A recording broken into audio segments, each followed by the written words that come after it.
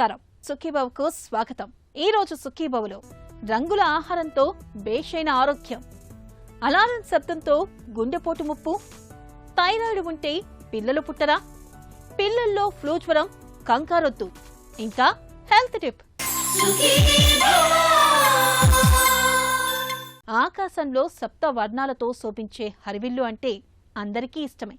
రకరకాల రంగుల్ని చూస్తూ మురిసిపోతాం. అలాగే మనం రోజూ తీసుకునే ఆహారంలో కూడా అన్ని రకాల రంగులతో కూడిన కాయగూరలు, ఆకుకూరలు ఉండేలా చూసుకుంటే మన ఆరోగ్యం హరివిల్లులా దివ్యంగా బేషుగ్గా ఉంటుంది. ఆకుపచ్చ, ఎరుపు, పసుపు మొదలైన రంగుల్లో కనిపించే ఆహారాల్లో విభిన్నమైన పోషకాలు దాగి ఉంటాయి. వాటిని నిత్యం తీసుకోవాలని చెబుతారు పోషకాహార నిపుణులు.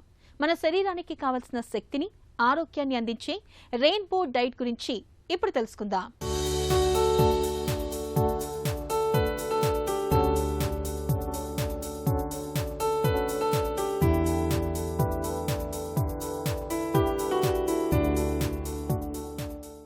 సప్తవర్ణాలతో శోభించే ఇంద్రధనస్సు చూడ్డానికి అందంగానే కాదు, మనసుకు సైతం అంతులేని ఆహ్లాదాన్ని కలిగిస్తుంది. అందుకే మనం తినే ఆహారాలు కూడా ఇంద్రధనస్సులోని రంగుల్లాగా అన్ని రంగుల్లో ఉండేలా చూసుకుంటే మన ఆరోగ్యం దివ్యంగా ఉంటుందని చెబుతారు పోషకాహార నిపుణులు. రంగురంగుల కూరగాయలు, పండ్లతో కూడిన భోజనం మన కళ్ళకే కాదు, మన ఒంటికి కూడా విందు చేస్తుంది. ప్రకృతి సహజంగా లభించే రంగురంగుల శాకాహారంలో కీలక పోషకాలైన కెరోటినాయిడ్లు, బయోఫ్లేవనాయిడ్ల వంటివి దండిగా ఉంటాయి. అవి మన శరీరంలో ఫ్రీ రాడికల్స్ కణాల దాడికి అడ్డుకట్ట వేస్తాయి. ముఖ్యంగా కెరోటినాయిడ్లలో భాగమైన లైకోపిన్, లూటిన్, బీటా కెరటిన్ వంటివి వయసుతో పాటు శరీరంలో కణజాలంలో వచ్చే క్షీణతను నిలువరించే ప్రయత్నం చేస్తాయి. టొమాటో, పుచ్చకాయ, ద్రాక్ష, అంజీరా వంటి ఎర్రటి పండ్లలో ఉండే లైకోపిన్ కణాల్లో ఒత్తిడిని తగ్గించే యాంటీఆక్సిడెంట్గా కూడా పనిచేస్తుంది. రోగ నిరోధక శక్తి పెరిగేందుకు దోహదపడుతుంది. ఇక పసుపు, నారింజ రంగుల్లో ఉండే పండ్లు, కూరగాయల్లో బీటా కెరటిన్ అధికంగా ఉంటుంది. ఇది రోగ నిరోధక వ్యవస్థను మెరుగుపరచడంతో పాటు క్యాన్సర్ల ముప్పును తగ్గిస్తుంది. అంతేకాదు రంగుల ఆహారాలు రక్తనాళాలని ఆరోగ్యంగా ఉంచుతూ గుండె జబ్బులు, పక్షవాతం వంటివి రాకుండా చూస్తాయి. చాలామంది ఇప్పుడు కొత్తగా మునుపు బ్యాలెన్స్ డైట్ అనేవాళ్ళం, అంటే సమతులిత ఆహారం అని అందరికీ చెప్తా ఉండేవాళ్ళండి. కానీ ఇప్పుడు కొత్తగా ఏమిటంటే రెయిన్బో ఈటింగ్ అని అంటూ ఉన్నారు. ఇంచుమించు సమతులిత ఆహారంలో ఏమేం పదార్థాలు పెడుతున్నామో అదే రకంగా ఈ రెయిన్బో ఈటింగ్ అన్నది అందులో కూడా ఒకటే రకంగా ఉంటాయి. కానీ కలర్స్ మటుకు రకరకాలుగా విభజించబడి ఉన్నాయి. ఈ రెయిన్బో ఈటింగ్లో ఏంటంటే ఆరెంజ్ నుంచి ఎరుపు రంగు, పసుపు, ఎరుపు, ఆరెంజ్ ఈ అన్ని రంగుల కలర్లు ఉండే ఆహార పదార్థాలన్నీ ఒక శాఖగా తీసుకోవాలి. ఇంకో రెండో శాఖలో ఏంటంటే కొంచెం తెలుపు రంగుగా లైట్ కలర్స్, లైట్గా అంటే క్రీమ్ కలరు అటువంటివి ఉన్న ఆహార పదార్థాలు, అంటే పాలు, పెరుగు, వెన్న, నెయ్యి, అటువంటి తర్వాత బియ్యము, గోధుమలు ఇవన్నీ అందులో వస్తుంటాయి, గింజ ధాన్యాలు. మూడోది ఆకుపచ్చ రంగు. ఆకుపచ్చ రంగు అంటే కొన్ని కూరగాయలు ఉంటాయి, ముఖ్యంగా ఆకుకూరలు ఉంటాయి. ఈ మూడు రంగుల్లోనూ కూరగాయలన్నీ కలుపుతూ ఉంటే అది సమతులిత ఆహారం అంటాం. అది ఎలా విభజించబడింది అంటే ఎంత క్వాంటిటీస్ అన్నది అది మనిషి యొక్క ఆరోగ్యాన్ని బట్టి, వాళ్ళ యొక్క వయసును బట్టి, వాళ్ళు చేసే పద్ధతులు బట్టి, వాళ్ళ వ్యాయామం ఎటువంటి రకాల వ్యాయామం చేస్తారు, ఈ అన్నిటినీ ఆధారపడి ఒక రకమైన సమతులిత ఆహారం చేస్తాం. ఈ సమతులిత ఆహారంలో ఈ అన్ని రంగులు కలుస్తూ ఉంటే అది ఆటోమేటిక్గా మనకు అన్ని విటమిన్లు, అన్ని ఖనిజ లవణాలు, కావలసిన మాంసకృతులు, పిండి పదార్థాలు అన్నీ కూడి సరైన సమతులిత ఆహారం వస్తుంది. కాబట్టి దీన్నే సమతులిత ఆహారం కింద తీసుకొని ఈ మూడు ఎప్పుడైతే ఉన్నాయో మనకి ఒక సమతులిత ఆహారం వస్తుంది, ఒక బ్యాలెన్స్ డైట్. ఇప్పుడు మాంసకృతులు మీకు అందరికీ తెలిసినవే. శరీరంలో ఉన్న అన్ని అవయవాలు ఆరోగ్యంగా ఉండాలన్నా, మనిషి బరువు పెరగాలన్నా దాంట్లో ఉన్న ప్రోటీన్స్, అంటే ప్రోటీన్స్ ఎక్కువగా ఉంటాయి. కాబట్టి అది అన్ని కణాలు పెరుగుదలకి వాటికి అవి ఉపయోగపడతాయి. ఈ మాంసకృతులు ఎక్కువగాను పప్పుల్లో, తర్వాత పాలల్లో, ఇంకా పాలుకు అనుసంధ పదార్థాలు, మాంసము, చేప, రొయ్యలు ఇటువంటివి.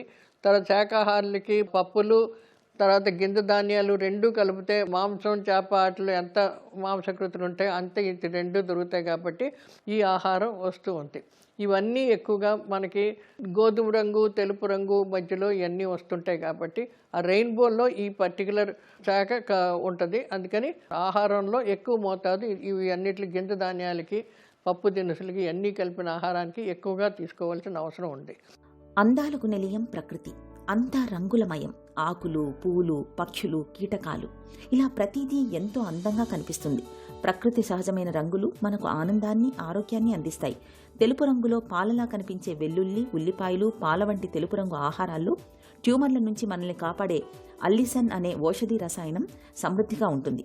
ఇక తెలుపు రంగులో కనిపించే పుట్టగొడుగుల్లోనూ వ్యాధులతో పోరాడే శక్తి ఉన్న రసాయనాలు, కణాలు పాడవకుండా ఆపే శక్తి ఉన్న ఫ్లేవనాయిడ్లు పుష్కలంగా ఉంటాయి. ఇక ఎరుపు, పర్పుల్, గులాబీ రంగులో లభించే ఆహారాల్లో యాంథోసియానిన్స్ అనే పోషకాలు పుష్కలంగా ఉంటాయి. ఇవి శక్తివంతమైన యాంటీ ఆక్సిడెంట్లుగాను, రక్తం గడ్డకట్టకుండా ఆపేందుకు గాను సహాయపడతాయి. క్యాన్సర్ కారకాలతో కూడా పోరాడగలుగుతాయి. ఉదాహరణకు టొమాటోలో లైకోపిన్ క్యాన్సర్ కారకాలను అడ్డుకోవడంలో ముందుంటుంది. ఇప్పుడు ఆరెంజ్, ఎరుపు అంటే అన్ని రకాల పండ్లు, తర్వాత కొన్ని రకాల వెజిటబుల్స్, క్యారెట్స్, టమాటాలు ఇలాంటివన్నీ వస్తాయి. వాటిల్లో కొన్ని విటమిన్లు ఎక్కువగా ఉంటాయి. దాని తర్వాత కొన్ని పండ్లు డైరెక్ట్గా తీసుకుంటాం కాబట్టి వైటమిన్ సి ఉంటుంది. అవన్నీను ఈ ఆరెంజ్ నుంచి, ఎరుపు నుంచి వచ్చే రంగుల్లో ఇవన్నీ ఉంటాయన్నమాట. ఇంకా ఆకుపచ్చ అనేటప్పటికీ ఆకుపచ్చలో మనకు కూరగాయలు, కొన్ని రకాల కూరలు ఇవన్నీ అక్కడి నుంచి వస్తాయి. ఈ ఆకుకూరలు, కొన్ని రకమైన ఆకుపచ్చ కూరగాయల్లో మనకు ఎక్కువ ఖనిజ లవణాలు ఎక్కువ, ఇనుము ఎక్కువ దొరుకుతూ ఉంటుంది, కొంత కాల్షియం ఉంటుంది. ముఖ్యంగా ఇనుము ఎక్కువగా ఉండడం వలన రక్తహీనత లేకుండా రక్తంలో ఉన్న హిమోగ్లోబిన్ పెరుగుదలకి ఈ ఆకుపచ్చ కూరగాయలు ఎక్కువ తింటూ ఉండాలి. ఇప్పుడు ఇవన్నీ కలిపి ఒక సమతులిత ఆహారం కింద చేసుకోవాలంటే పిండి పదార్థాలు మినిమం 300 గ్రాములన్నా ఉండాలి. ఆరెంజ్ తక్కువ కలిసిన అవన్నీను 100 గ్రాములు. పిండి పదార్థాలు అంటే ఇప్పుడు గింజ ధాన్యాలు, పిండి పదార్థాలు, ఈ బియ్యము, పప్పులు ఇవన్నీ కలుపుకొని ఒక 100 గ్రాములు మినిమం ఉండాలి. వయసును బట్టి ఇది పెరుగుతూ ఉంటుంది. బాగా పెరిగిన యువతులు కానీ, లేడీస్ కానీ ఎవరన్నా ఉంటే వాళ్ళకి మినిమం 300 గ్రాములు ఉండాలి. పెరిగే వయసు చిన్నపిల్లలందరికీ 100 గ్రాములు ఉండాలి. ఇకపోతే ఆకుకూరల్లోనేమో ఒక 100 గ్రాములే ఉండాలి. ఇంకా ఇతర కూరగాయలు, పాలు ఇవన్నీను 100 గ్రాములు ఉండాలి.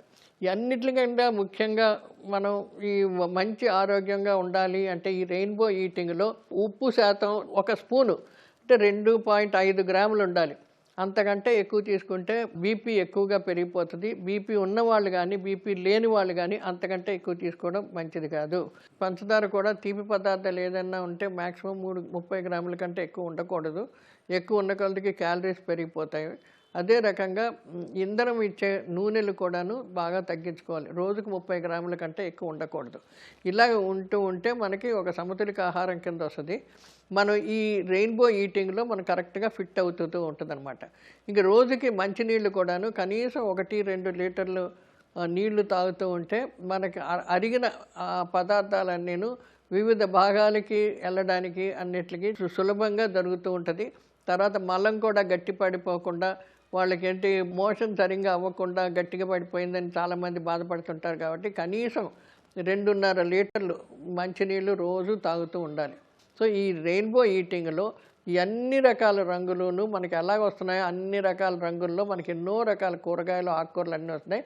అవన్నీ ఎప్పుడైతే మనం మన సమతులిత ఆహారంలో ప్రతిరోజు దీంట్లో మనం తీసుకుంటామో అదే మనకి సరి అయిన సమతులిత ఆహారం వస్తుంటుంది. అన్ని వయసుల వారికి ఆ రంగులన్నీ పాటిస్తే అన్ని వయసుల వారికి ఆరోగ్యకరంగా ఉంటారు. ప్రకృతి సిద్ధంగా వివిధ రంగుల్లో లభించే ఆహారాల్లో దేని ప్రత్యేకత దానిదే. ఉదాహరణకు పసుపు రంగును తీసుకుంటే పసుపు రంగులో లభించే ఆహారాలు మనలో రోగనిరోధక శక్తిని పెంచుతాయి. ఆరెంజ్ రంగులో ఉండే ఆహారాల్లో బీటా క్రిప్టాక్సాన్సిన్ అనే యాంటీ ఆక్సిడెంట్ ఉంటుంది. వీటిలో రోగనిరోధక శక్తిని పెంచే విటమిన్ సి ఉంటుంది. ఇది శరీర కణాలు పాడవకుండా ఆపుతుంది. కళ్లకు రక్షణ కూడా ఇస్తుంది.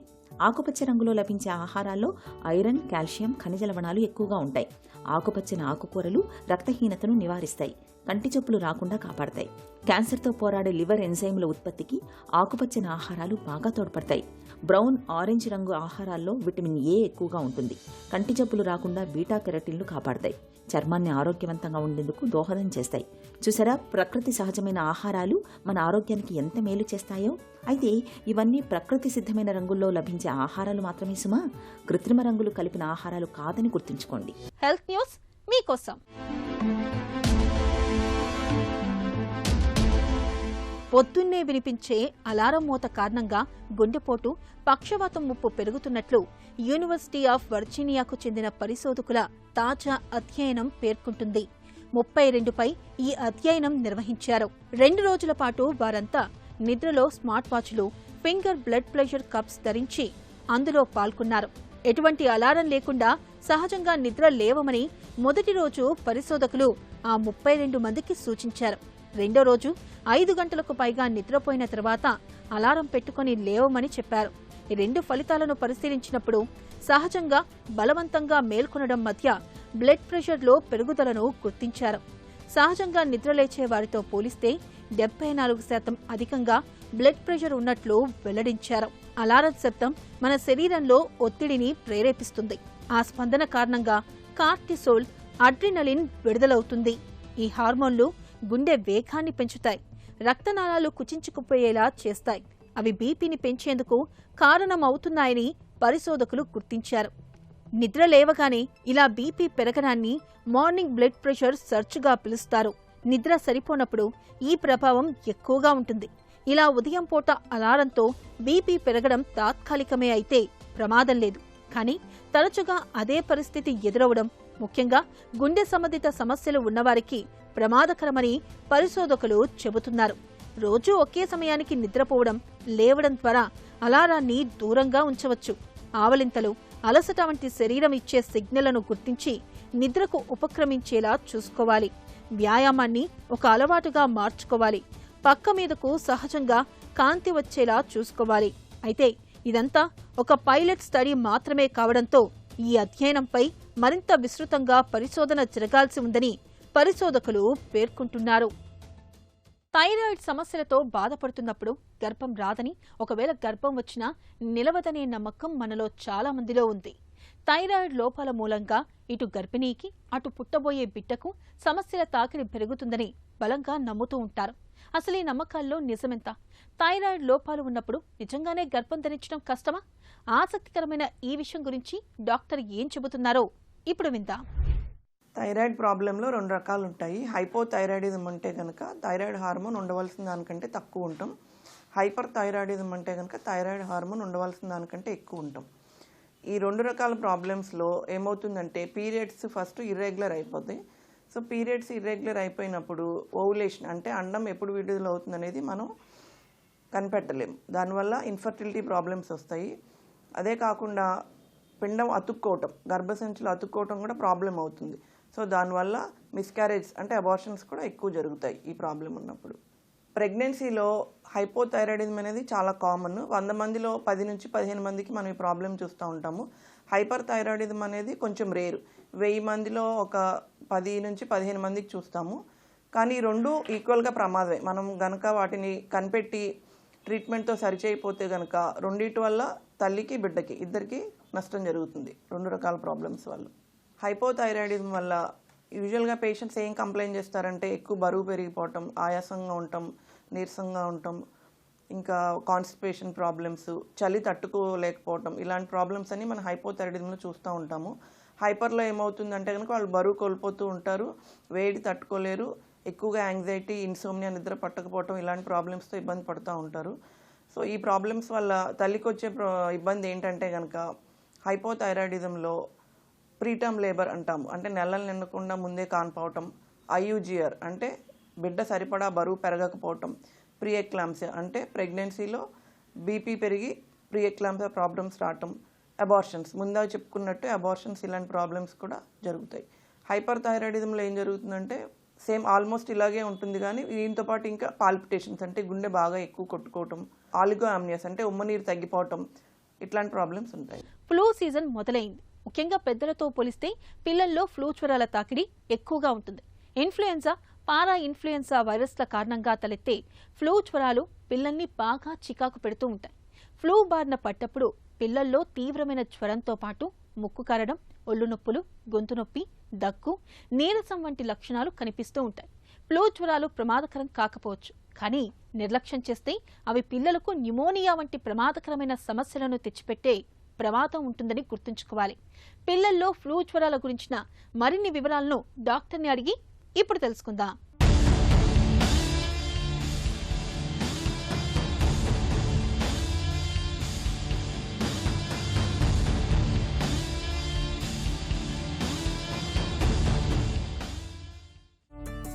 పిల్లల్లో ఫ్లూ జ్వరాలకు కారణాలేంటి?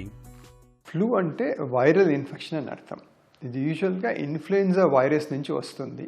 కామన్గా ఎప్పుడు వస్తుంది అంటే మాన్సూన్ చేంజ్ అయినప్పుడు, వెదర్ చేంజ్ అయినప్పుడు, అంటే వాతావరణ మార్పిడి జరిగినప్పుడు. అంటే సపోజ్ ఇప్పుడు వర్షాకాలం ఉంది, వెదర్ చేంజ్ అయింది, ఇప్పుడు మిస్సింగ్ లాట్ ఆఫ్ ఫ్లూ కనిపిస్తుంది ఇప్పుడు. అలాగే చలికాలంలో వెదర్ చల్లగా ఉన్నప్పుడు, ఎండాకాలంలో అంత ఎక్కువగా ఉండదు, యూజువల్గా వెదర్ చేంజ్ అయినప్పుడు మొత్తం చూస్తాము. సెకండ్ రీజన్ ఏంటంటే ఓవర్ క్రౌడింగ్ ఎక్కువగా ఉన్నప్పుడు, అంటే ఇప్పుడు పిల్లలు స్కూల్కి వెళ్ళినప్పుడు, పిల్లల్లో ఎక్కువగా ఎందుకంటే దేర్ మోర్ రిస్క్, వాళ్ళకి ఎక్కువ రిస్క్ ఉంటుంది ఫ్లూ నుంచి. ఈవెన్ అడల్ట్స్ కూడా రావచ్చు, బట్ పిల్లలు ఎక్కువ రిస్క్ ఎక్కువగా ఉంటుంది. బికాజ్ ఎందుకంటే అది ఇమ్యూనిటీ పవర్ అంటే రోగ నిరోధక శక్తి తక్కువగా ఉంది కంపేర్ టు అడల్ట్, అందుకని పిల్లలు ఎక్కువగా వస్తుంది. ఓవర్ క్రౌడింగ్ ఉన్నప్పుడు ఒక క్లాస్లో ఒక అబ్బాయికి వచ్చింది అంటే మిగతా పిల్లలకి వచ్చే అవకాశం ఉంటుంది. అట్లాగే ఇంట్లో కలిసిమెలిసి ఉన్నప్పుడు ఒకరికి ఇంట్లో వచ్చినా కూడా మిగతా వాళ్ళకి వచ్చే అవకాశం ఉంటుంది. ఫ్లూ తాలూకు లక్షణాలు ఎలా ఉంటాయి? ఇప్పుడు ఏంటంటే ఫ్లూ వచ్చినప్పుడు ఏంటంటే జనరల్ లక్షణాలు ఎలా ఉంటాయంటే హై ఫీవర్స్, అధిక జ్వరం అంటగా, ఫీవర్ ఎక్కువగా ఉండడం, బాడీ పెయిన్స్, రనీ నోస్ అంటే జలుబులాగా, దగ్గులాగా, కొంత సోర్ థ్రోటు ఇలాగ ఉంటుంది. పిల్లల్లో ఫ్లూ జ్వరం ప్రమాదమా? కాంప్లికేషన్లు ఎలా ఉంటాయి? Majority of the time flu అన్నది కాంప్లికేషన్ కాదు. అంటే టిపికల్గా ఏంటంటే ఇప్పుడు ఇన్ఫెక్షన్ వచ్చింది అనుకోండి ఒకసారి, యూజువల్గా ఇది వైరల్ ఇన్ఫెక్షన్ ఒక 4 to 5 days maximum up to week వరకు ఉంటుంది. సిమ్టమ్స్ ఫీవర్తో మొదలవుతుంది. ఫస్ట్ డే కంటే 3rd, 4th డే సిమ్టమ్స్ కొద్దిగా ఎక్కువగా ఉంటాయి. అండ్ దెన్ యూజువల్గా బై 5th, 6th డే కల్లా తగ్గిపోతుంది. That is a typical course. అధిక ఫీవర్ రావడము, బాడీ పెయిన్స్, సోర్ థ్రోట్, కొద్దిగా రనీ నోస్ ఉండడం, అట్లా ముక్కు కావడం, అట్లాగా జలుబు అట్లాగా ఉంటుంది. Then majority of the times it's not a complication ఏమి ఉండదు. మైనారిటీ చిల్డ్రన్లో ఒక్కొక్కసారి ఈ ఇన్ఫెక్షన్ అనేది లంగ్స్లోకి వెళ్ళి న్యూమోనియా కాజ్ చేసే అవకాశం ఉంటుంది. అట్లాంటి పరిస్థితుల్లో ప్రమాదకరం. బట్ ఎవరికి అట్లాగా చేస్తున్నది ప్రిడిక్ట్ చేయడం కష్టము. బట్ సర్టన్ చిల్డ్రన్ అంటే కొంతమందిలో మరీ young infants, all children with background health conditions like అంటే ఆల్రెడీ కొద్దిగా గుండె జబ్బు ఉంది, కిడ్నీ జబ్బు ఉంది, ఆర్ సమ్ మెడికేషన్స్ అంటాం, ఇమ్యూనోసప్రెసివ్ మెడిసిన్స్ అంటే రోగ నిరోధక శక్తి తగ్గించే మెడిసిన్స్, అట్లాంటి పిల్లల్లో ఫ్లూ అన్నది కాంప్లికేట్ అయ్యే అవకాశం ఉంది. అంటే న్యూమోనియా వచ్చి కాంప్లికేట్ అయ్యే అవకాశం ఉంది. పిల్లలు ఫ్లూతో బాధపడుతున్నప్పుడు ఏం చేయాలి, ఏం చేయకూడదు? ఫ్లూ అన్నది సెల్ఫ్ లిమిటింగ్ ఇన్ఫెక్షన్ అంటే దానికదే ఒక 5 to 6 daysలో తగ్గిపోతుంది. మనం చేయగలిగింది ఏంటంటే సిమ్టమ్ రిలీఫ్ అంటాం. అంటే వాళ్ళకున్న లక్షణాలను బట్టి మనం మెడిసిన్స్ ఇవ్వడం, లేకపోతే కేర్ తీసుకోవడం, సో దట్ సిమ్టమ్ రిలీఫ్ అయ్యి పిల్లలు హైడ్రేషన్ మెయింటైన్ చేయగలుగుతారు. టిపికల్గా ఏం అడ్వైస్ చేస్తామంటే ఫీవర్ ఉన్నప్పుడు పారాసెటమాల్ మెడిసిన్ ఇచ్చి ఫీవర్ తగ్గించడము, అది రెగ్యులర్గా ఇవ్వడం పారాసెటమాల్ మెడిసిన్ అన్నది. ఎందుకంటే మెడిసిన్ ఎఫెక్ట్ ఒక 4-5 hours కంటే ఎక్కువగా ఉండదు. అండ్ ఈ ఫీవర్ అన్నది ఇన్ఫెక్షన్ ఉన్న కాలం వస్తూనే ఉంటుంది. అంటే టిపికల్గా ఒక 3 to 4 days ఫీవర్ ఉంటుంది, జ్వరం వస్తూ ఉంటుంది. సో అప్పటి వరకు రెగ్యులర్గా పారాసెటమాల్ వాడి ఫీవర్ని కంట్రోల్ చేసుకోవచ్చు. సెకండ్ థింగ్ ఏంటంటే హైడ్రేషన్ మెయింటైన్ చేసుకోవడం, అంటే వాళ్ళు లాట్ ఆఫ్ లిక్విడ్స్ అవి తీసుకోవడం. మేబీ ఈ సోర్ థ్రోట్ ఉన్నందుకు, కోల్డ్ ఉన్నందుకు ఫుడ్ అంతా నార్మల్ తీసుకోలేకపోవచ్చు. But as long as liquids కావాల్సిన క్వాంటిటీలో తీసుకొని హైడ్రేషన్ మెయింటైన్ చేసుకోగలిగితే బట్ హైడ్రేషన్ ఎలా సరిపోతుందని చూస్తారు? ఒకటి క్వాంటిటీ ఎంత తీసుకుంటున్నారు, సెకండ్ వాళ్ళ జనరల్ కండిషన్ ఎలా ఉంది, థర్డ్ యూరిన్ ఎంత పాస్ చేస్తున్నారు. వాళ్ళు యూరిన్ ఇంత ముందు లాగానే పాస్ చేస్తూ ఉండి కండిషన్ ఫీవర్ తగ్గినప్పుడు యాక్టివ్గా ఉంటే fine, well and good, we can అదే మెడిసిన్స్ ఇంట్లో ఇచ్చి చూసుకోవచ్చు. ఎప్పుడు డాక్టర్ దగ్గరికి వెళ్ళాలి అంటే ఫీవర్ పారాసెటమాల్ కూడా కంట్రోల్ అవ్వట్లేదు, ఆర్ ఫీవర్ తగ్గిన తర్వాత కూడా చైల్డ్ యాక్టివ్గా లేడు, ఆర్ ఇంటేక్ ఈవెన్ సాలిడ్గా లిక్విడ్ కూడా ఇంటేక్ అంటే ద్రవ పదార్థాలు కూడా తీసుకోవట్లేదు, ఇంతకుముందు అనుకున్న డల్గా అయిపోయాడు, యూరిన్ అంటే మూత్రం పాస్ చేయడం ఫ్రీక్వెన్సీ కానీ క్వాంటిటీ కానీ తగ్గిపోయింది అనుకున్నప్పుడు డాక్టర్ సలహా అవసరం. చేయకూడని పనులు ఏంటంటే జనరల్గా అంత మేజర్గా ఏముండదు, బట్ జనరల్గా అంటే ఆస్పిరిన్ అనే మెడిసిన్ అవాయిడ్ చేస్తాం, ఎందుకంటే దాంతో కాంప్లికేషన్ ఉండే అవకాశం ఉంటుంది. బట్ జనరలీ ఇప్పుడున్న పరిస్థితుల్లో ఎవరు ఆస్పిరిన్ అంత వాడట్లేదు, but that something use for fever కోసం, బట్ అది అవాయిడ్ చేయడం బెటర్. పిల్లల్లో ఫ్లూ జ్వరానికి చికిత్స ఎలా ఉంటుంది? హాస్పిటల్కి రావాల్సి వస్తే దెన్ హాస్పిటల్లో ట్రీట్మెంట్ ఎలా ఉంటుందంటే ఇవే మెడిసిన్స్ మేము ఇంజెక్షన్ పూర్వకంగా ఇస్తాం. ఒక్కొక్కసారి ఫీవర్ మరీ ఎక్కువగా ఉన్నప్పుడు మెడిసిన్ మనం ఓరల్గా ఇచ్చే సిరప్ ఫామ్లో కానీ టాబ్లెట్ ఫామ్లో కానీ వాళ్ళు పిల్లలు టాలరేట్ చేయకపోవచ్చు. అట్లాంటి పరిస్థితుల్లో అదే మెడిసిన్ ఇంజెక్షన్ ఫామ్లో ఇస్తాము. Plus this another medicine also call అంటే ఐబుప్రోఫెన్ కానీ మెఫ్టాలన్ కానీ పారాసెటమాల్తో పాటుగా ఫీవర్ కంట్రోల్కి ఇస్తాం. సెకండ్ థింగ్ ఏంటంటే ఏవైతే హైడ్రేషన్ కోసం అని సెలైన్ ఒకటి మనం ఇవ్వచ్చు. అదే ఇంజెక్షన్ ఫార్మ్. ఈవెన్ చిల్డ్రన్ ఓరల్గా తీసుకోలేకపోయినా కూడా we can give it. Third thing ఏంటంటే ఇంకా వేరే సిమ్టమ్స్ ఏమనంటే చూడొచ్చు. ఫోర్త్ థింగ్ ఏంటంటే ఒక్కొక్కసారి సెకండరీగా బ్యాక్టీరియల్ ఇన్ఫెక్షన్ వచ్చే అవకాశం ఉంటుంది. అంటే though it started viral infection లాగానే ఉన్నా కూడా బ్యాక్టీరియల్ ఇన్ఫెక్షన్ ఉండే అవకాశం ఉంటుంది. అట్లాంటి పరిస్థితిని మేము వీ కెన్ అసెస్ ఇట్. దాన్ని బట్టి అవసరం అనుకుంటే కొన్ని టెస్టులు చేసి యాంటీబయాటిక్స్ అవి ఇవ్వచ్చు. లాస్ట్లీ ఏంటంటే ఒకవేళ హాస్పిటల్లో చేరాల్సి వస్తే మనం యాంటీవైరల్ మెడిసిన్స్ ఒకటి ఇవ్వచ్చు. ఇన్ఫ్లుయెన్జా పాజిటివ్ ఎస్టాబ్లిష్ చేయగలిగితే అండ్ ఆ టెస్ట్ చేసి మనం కన్ఫర్మ్ చేయగలిగితే యాంటీ ఫ్లూ మెడిసిన్ ఒకటి సిరప్ ఉంది, ఒసల్టామివిర్ అని, అది ఒకటి స్టార్ట్ చేయొచ్చు మనం. ఫ్లూ టీకాలను ఇప్పిస్తే ఫలితం ఉంటుందా? టీకాలు అనేది ఇప్పుడు రీసెంట్గా అవైలబుల్ వచ్చింది లాస్ట్ ఫ్యూ ఇయర్స్లో. జనరల్ అడ్వైజ్ ఏంటంటే ఎవ్రీ చైల్డ్కి from 6 months onwards to every ఇయర్కి ఒకసారి ఫ్లూ ఇంజెక్షన్ ఇవ్వడం బెటర్. ఫ్లూ వ్యాక్సిన్ ఎందుకు ఇయర్కి ఒకసారి ఇవ్వాల్సి వస్తుందంటే ఎవ్రీ ఇయర్ వైరస్ మారుతూ ఉంటుంది, రూపాంతరం చెందుతూ ఉంటుంది. కాబట్టి కొత్త వ్యాక్సిన్ తయారు చేస్తూ ఉంటారు. So every year just before monsoon beginning season advisable. అంటే మాన్సూన్ చేంజ్ అయ్యేకంటే ఒక 1 month ముందు వ్యాక్సిన్ ఇవ్వగలిగితే better. And at least until 5 years వరకన్నా. బియాండ్ 5 years ఒకవేళ చైల్డ్కి ఫ్రీక్వెంట్గా ఇన్ఫెక్షన్స్ వస్తున్నాయి ఆర్ బ్యాక్గ్రౌండ్ హెల్త్ ఇష్యూస్ ఉన్నాయంటే కంటిన్యూ చేయడం బెటర్. బట్ హెల్తీ చిల్డ్రన్లో దెన్ డాక్టర్ సలహా తీసుకొని కంటిన్యూ చేయాలా లేదా తీసుకోవచ్చు. ఫ్లూ జ్వరాలకు చికిత్స తేలికే. లక్షణాల తీవ్రతను బట్టి డాక్టర్ల పర్యవేక్షణలో చికిత్స తీసుకుంటే సరిపోతుంది. ఇక ముందు జాగ్రత్త చర్యగా ఫ్లూ టీకాను పిల్లలకు ఇప్పించడం మరీ మంచిది. ఇక ఈ రోజు కార్యక్రమాన్ని ముగించే ముందు ఒక చిన్న చిట్కా మీకోసం.